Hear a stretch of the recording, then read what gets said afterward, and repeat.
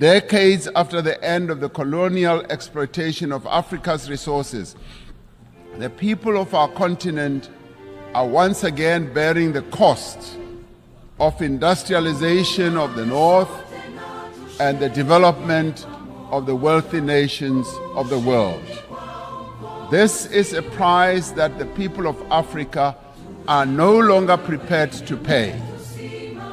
Many countries in the North count their assets in the mineral resources that are beneath the African soil. The wealth of Africa belongs to Africans. The mineral wealth that is beneath the soil of Africa must, in the end, accrue to Africans. We urge global leaders to accelerate the global decarbonization while pursuing equality and shared prosperity. We need to advance all three pillars of the Paris Agreement: mitigation, adaptation, and support, with equal ambition and urgency. African countries, alongside other developing economy countries, need increased financial support to both implement the 2030 Agenda and to achieve their climate change goals in a comprehensive and integrated manner. We need to operationalize the Loss and Damage Fund for vulnerable countries hit hard by climate disasters as agreed at COP27. Africa has embraced this challenge.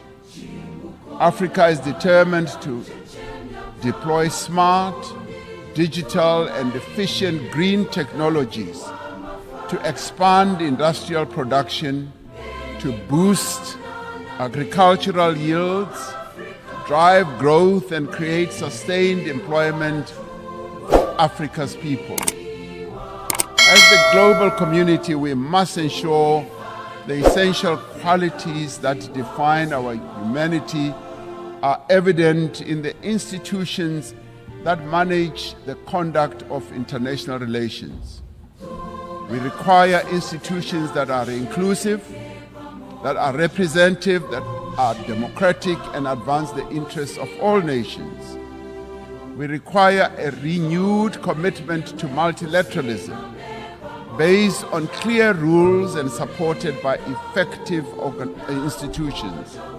This is the moment to proceed with the reform of the United Nations Security Council, to give meaning to the principle of the sovereign equality of nations, and to enable the Council to respond more effectively to current geopolitical realities. We are pleased that the common African position on the reform of the Security Council is increasingly enjoying wide support.